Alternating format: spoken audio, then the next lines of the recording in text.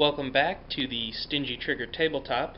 Trigger here today to talk to you about a subject that not everybody's comfortable with, but one I want to bring up anyway, and that is range salvage. Now I know what you're thinking, what the heck are you talking about, Trigger? What is range salvage? Well, pure and simple, it's a little bit of garbage picking that you can do at your average neighborhood firing range, whether it be an indoor, outdoor, police range, and so on. A lot of folks show up, shoot, and leave a lot of stuff behind. Sometimes they throw it out, sometimes they leave you a mess. Either way, a lot of stuff gets left behind that's not necessarily useless, or at least not as useless as we think. Got a few examples of some range salvage I've picked up over the past year or two, sitting on the table in front of us. Most of it takes the form of things like empty ammunition trays from a variety of calibers, 22s over here of various makes. Got some trays for 40 and 45, some smaller trays for 9, as well as a lot of leftover target parts, most notably the color change dots of all kinds of different varieties that you get on all sorts of different targets, and in some cases even some brand new targets that somebody threw out, having, in this particular case, used a dot. These are all examples of items that I've picked up, in some cases quite literally out of the trash bin at my local range. Now I know what you're thinking, why would you take that junk home, Trigger? Well, truth is, I still think it's useful.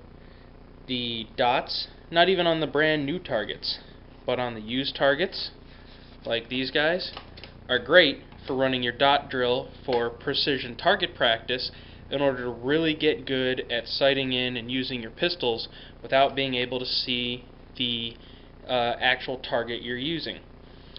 Please see our video about the dot drill in order to see exactly what I'm talking about, but having the color change dot as opposed to, say, a spot that you've markered in is actually pretty nice and handy to have to see when you've made contact and actually shot properly and hit your target.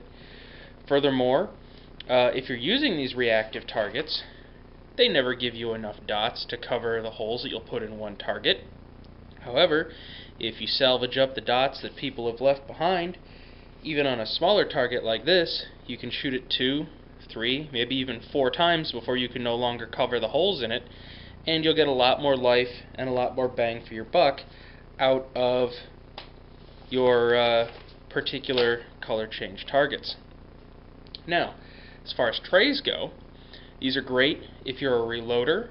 They're great if you simply purchase bulk ammo. I'm a fan of purchasing bulk reloads from Bitterroot Valley. They come in a cardboard box, literally in a pile, usually 250, 500, or 1,000 rounds at a time. Well, if I want to keep track of how much ammo I have, not to mention make sure they gave me the amount of ammo that I'm paying for, I gotta count all those rounds and keep track of them. Well, you might be thinking, that's a little OCD, I'll just shoot out of the box. And for some folks that's okay. But especially if you want to do long-term ammunition storage and you want to make it easy to load into range boxes or to load your magazines, being able to tray up your ammo is pretty useful. And if you're like most folks, you're not exactly going to be buying enough factory ammo that comes with these particular size trays, or you might not like the trays that you get, in order to go ahead and redistribute and keep track of your ammo. These particular trays are what used to come in the 40 and 45 and even 9mm American Federal and Standard Federal and a few other manufacturers.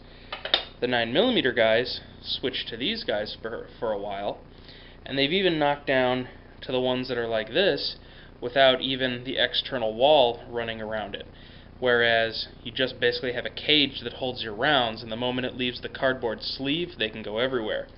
So it's kind of nice to find the older style of ammunition carrier, and even better, the more universal trays. You can use these to hold 40, 45, heck, even 9mm that you're going to be able to keep nice and in one place, so that when you stack these guys up, They're going to fill up your ammo can or your shelf in your safe, or heck, even your little parts sorter nicely.